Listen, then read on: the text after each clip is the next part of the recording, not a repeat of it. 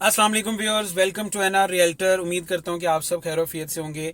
आज एक बहुत ही ज़बरदस्त पोस्ट जो है वो मैंने सुबह पढ़ी, तो मैंने कहा आप लोगों के साथ जो है वो शेयर करूँ।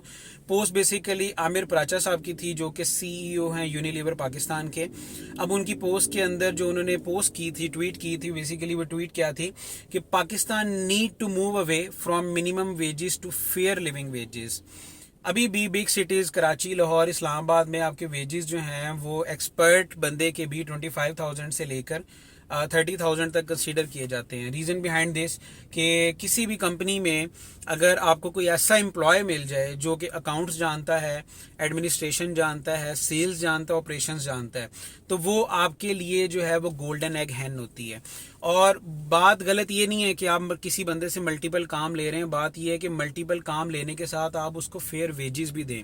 और वो बेचारा इस वजह से काम करता रहता है कि मेरा भी स्टार्टअप है, एक फियर फैक्टर उसके अंदर होता है कि मैं कहाँ जाऊँगा, मुझे पता नहीं आगे जॉब मिलेगी नहीं मिलेगी, और मैं अभी लर्निंग कर रहा हूँ, लर्निंग फेज़ में हूँ।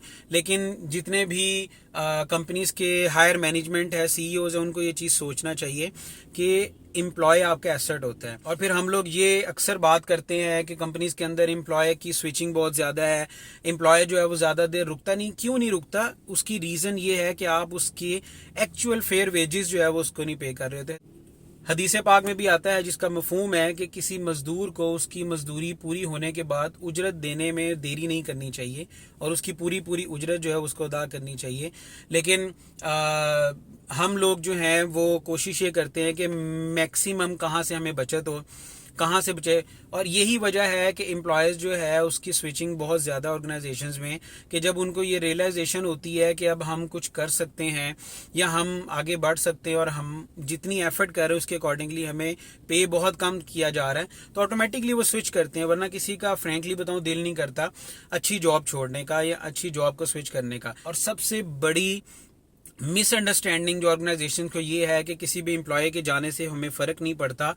मैं गारंटी के साथ कहता हूं कि बिलीव मी, एम्प्लॉय को फ़र्क नहीं पड़ता, ऑर्गेनाइजेशन को फ़र्क पड़ता है।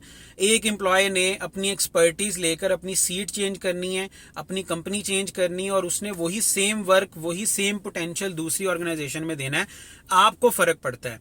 आपका एक एसेट जो है वो आप ज़ाया कर रहे होते हैं, आप उससे जो अर्निंग कर रहे होते हैं वो आपको नए बंदे को दोबारा ट्रेन करके उसको अर्निंग के फेज़ में लाना पड़ता है। सो नुकसान ऑर्गेनाइजेशंस का होता है, एम्प्लॉय का नुकसान कभी भी नहीं होता।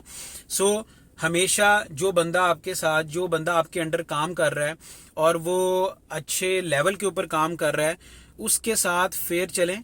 और उसके साथ जो है ना उसके सही राइट्स, अगर आप सैलरी कम रख रहे हैं तो आपका मॉडल ऐसा होना चाहिए कि आप कम से कम उसको इतनी अर्निंग करके दें कि उसकी बेसिक नीड, हाउस होल्ड जो है वो पूरी हो सके। सो ये ट्रेंड को हम लोगों ने, हम यंगस्टर्स ने चेंज करना है। आपने और मैंने मिलकर ये ट्रेंड को चेंज करना है। हम अपने एम्प्लॉयज़ को तभी रिटेन कर सकते हैं जब हम उनकी एक्सपेक्टेशन से ज़्यादा उनको देंगे, और एक्सपेक्टेशन से ज़्यादा तभी हम दे सकते हैं जब हमारा बिजनेस मॉडल जो है वो राइट मॉडल हो। Thank you so much. अपना ख्याल रखिएगा।